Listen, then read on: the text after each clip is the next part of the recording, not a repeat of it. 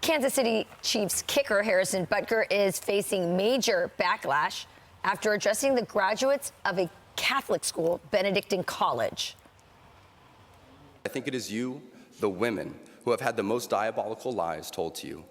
How many of you are sitting here now, about to cross this stage, and are thinking about all the promotions and titles you are going to get in your career? Some of you may go on to lead successful careers in the world, but I would venture to guess that the majority of you are most excited about your marriage and the children you will bring into this world. I can tell you that my beautiful wife, Isabel, would be the first to say that her life truly started when she began living her vocation as a wife and as a mother. Our next guest says Butker showed courage and conviction. Hall of Fame football coach Lou Holtz joins us now. Coach, great to have you on the show. Coach, thanks for being here. Well, thank you for having me. I'm proud to be part of Fox and Friends. Well, we're proud to have you on Fox and Friends. So you heard what Harrison Butker had to say. You think it's courageous. Tell us why. Oh, absolutely. But let's remember this. He wasn't talking to an abortion clinic. He was talking to a Catholic university. I've spoken to Benedictine University at their commencement. I've been there several times. It's a wonderful school, but nobody told me what to say. When they asked to be a commencement speaker, and I've been there 16 times, you speak from your heart on the things you believe in. And when our first child of 4 was born, Dr. George Oliver said, Coach, I don't care how many championships you win. If you aren't successful as a husband or father, you have failed. And that is really true. Right. Yeah, and that really was his message. I mean, he talked about masculinity. I want to get to that clip, but before I do, just tell me, why do you think the NFL, I mean, there's lots of problems going on in the NFL. Lots of players get in trouble and all this kind of stuff. They couldn't have run fast enough, the DEI vice president guy, to distance themselves from this message, a message that is pretty wholesome. I want to tell you, it's like the gang that couldn't shoot straight. We had a guy drafted in the first round strangled his pregnant girlfriend. How many people have been arrested in the NFL for violations of treating people the proper way? Colin Kaepernick stood on his knees and complained about the NFL. Nobody said a word about that. And to me, what bothers me, we have freedom of speech. He didn't say it's for everybody. It's what he believed. And that's the thing that I say. It takes courage to get up and speak because people are going to criticize you. The people criticize me what I say here.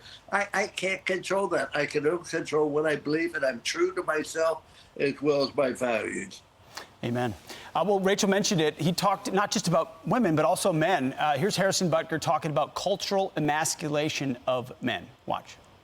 To the gentleman here today, part of what plagues our society is this lie that has been told to you that men are not necessary in the home or in our communities.